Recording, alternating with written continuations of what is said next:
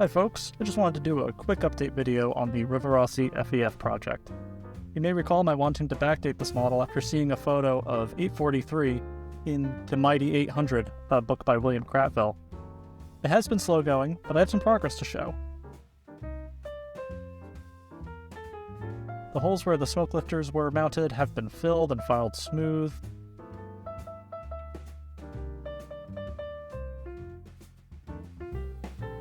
Some of the bulb lines at the top of the boiler have also been removed.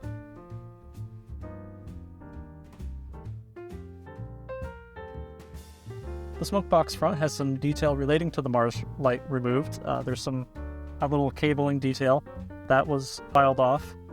The hole where the Mars light was will be filled with a 2mm styrene rod and filed smooth as well. I'm debating on adding working class lights with surface mount LEDs and cal scale marker lamps, but I'm undecided at the moment if I really want to go that deep with all the lighting functions. Because this is a coal-burning version of an FEF, it needs ash pans, and the ash pans that I could find as a separate detail part don't look right, so I actually got some ash pans from Athearn.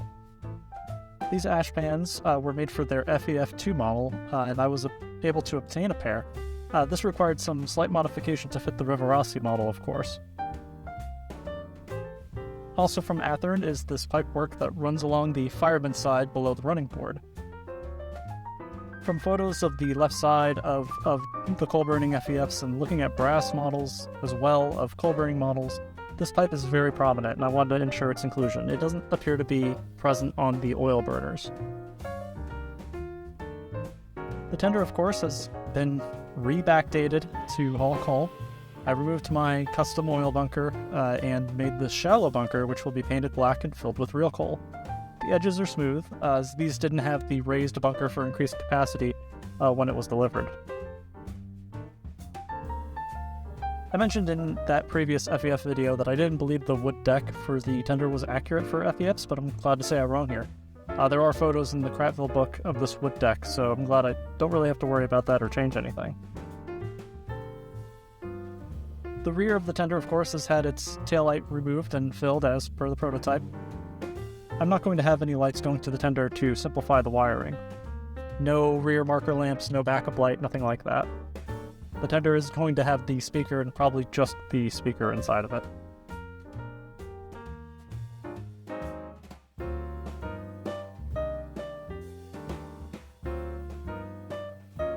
The driver's side that had that toolbox I was so proud of making was removed, and styrene pieces have been used to replace some of the detail that I removed originally to fit that toolbox.